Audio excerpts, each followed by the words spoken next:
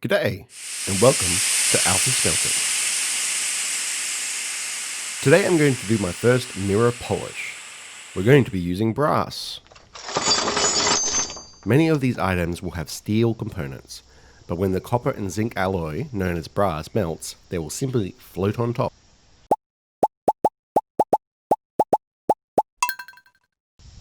Placing cardboard between the firebrick and the crucible will prevent molecular cohesion. Once this amount is melted, I'll add more from the pile. Oops, almost forgot the air choke. Glad I caught myself. And the rain starts just as we do. I totally meant to do that. So the reason it didn't start was the pressure valve that controls how much LPG is allowed out at a time was set too low. You'll hear the change in gas flow later in the video. For those who have been with us since the beginning, they will remember my last brass vid resulted in me boiling the mixture, causing the zinc to oxidize. I'm being extra careful this time.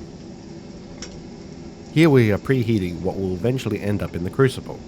This removes moisture from the surface and avoids steam explosions. More on that later.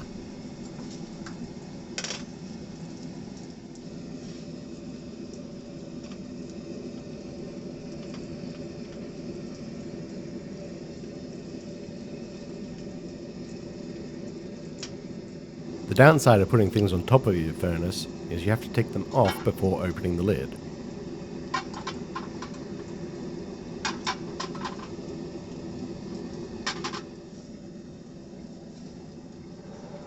This will be the first of several top-ups.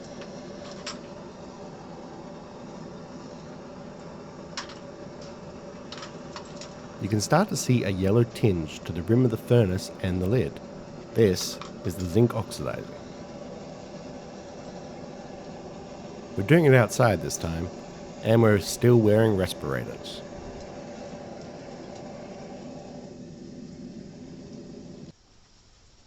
Now comes the first dross removal. All the dirt, paint, and steel, and any other material that won't melt between 900 degrees Celsius and 940 degrees Celsius will simply float atop, making collecting it really easy. Some of that material may have clumped together and adhered lightly to the surface of the crucible. Agitating the mixture will remove that adhesion. I'm going to have to prototype other dross spoons. If you've got any ideas, leave a comment.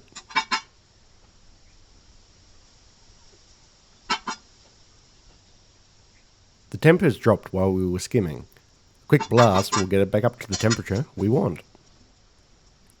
Remember how I said we would come back to steam explosions? Well, this is also something that can happen. The vaporizing water will cause bubbles in the molten metal and will slosh it out of the crucible. I'm not worried, as I can see the stuff that's jumped out of the crucible into the furnace is all on the firebrick, stopping it from getting further down and causing damage to the bottom of my Devil Forge furnace. And here's round 2 of dross removal.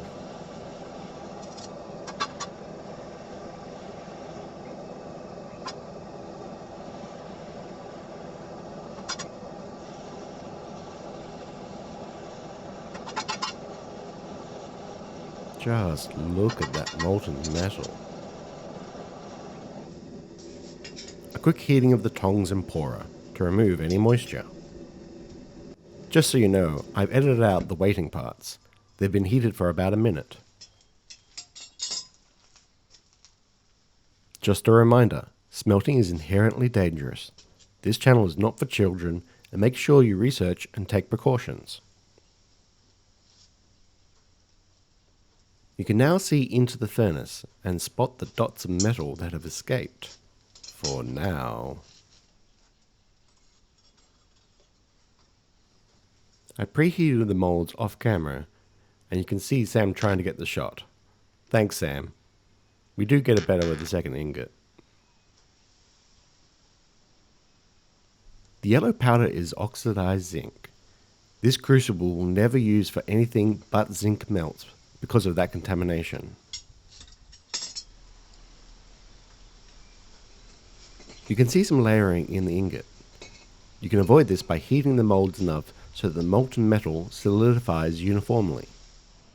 Inside the shed there is a lot less light, and you can see it's still plenty hot.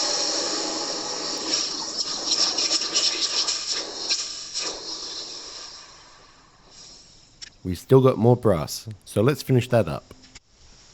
I didn't need the flame, simply opening the gas valve got it going again. LPG simply ignites in a given area when the temperature is above 470 degrees Celsius, and the furnace is still plenty warm. Sam is giving me helps by prompting me to say, make sure to hit the like button.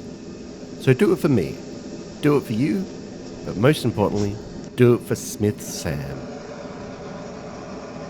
You can hear the gas pressure is set very low.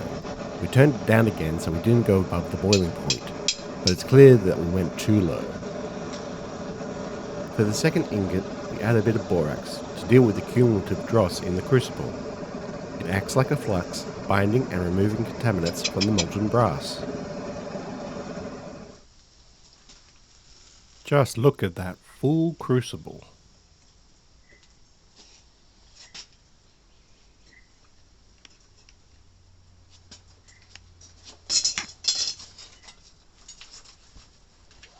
There's still a little of that borax congealed slag. I have to stir it more next time.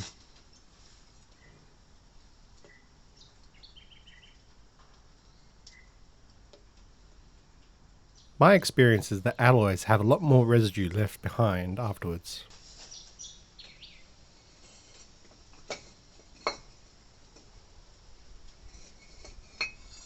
Less layering has occurred due to the warmer mold.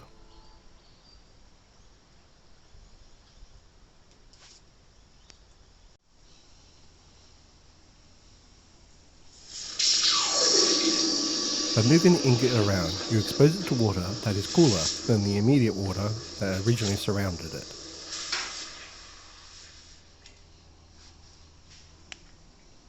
In the end, this one turned out a lot cleaner.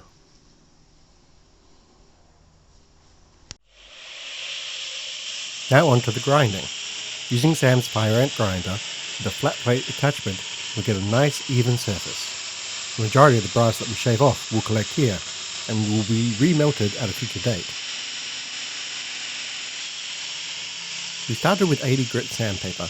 Now we're moving on to 120 and getting progressively higher. The grit scale gets smoother or finer with the higher numbers. For those of you that might be concerned, I'm still wearing my respirator, as the process is throwing particles everywhere. Up to 240 now.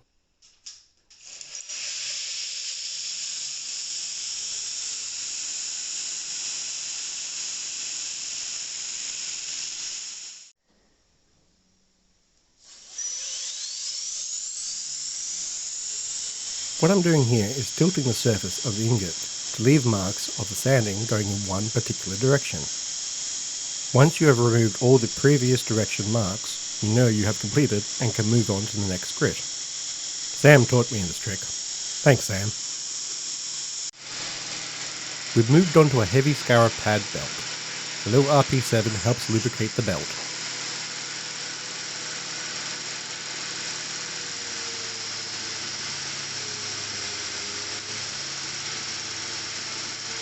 I start getting giddy with the shine here.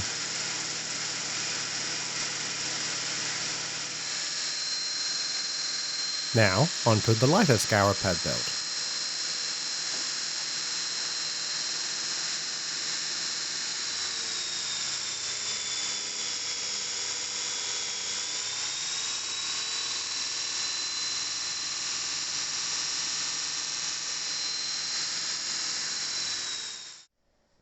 While technically we're still grinding, we move to the buffing wheel using a fine green compound.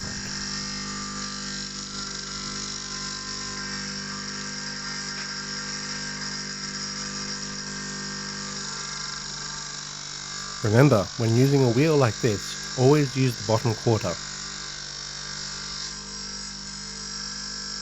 Here you can start seeing the smooth reflective surface, and Sam holding the camera.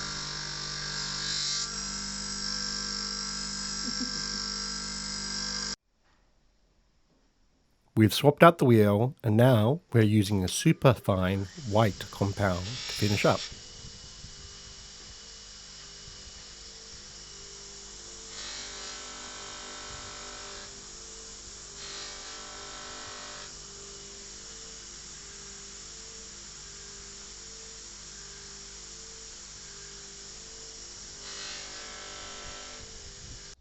So we have all this brass dust. We'll melt it down in the future. The first ingot without any grinding, polishing, or even taking it to the wire wheel. Now the polished ingot.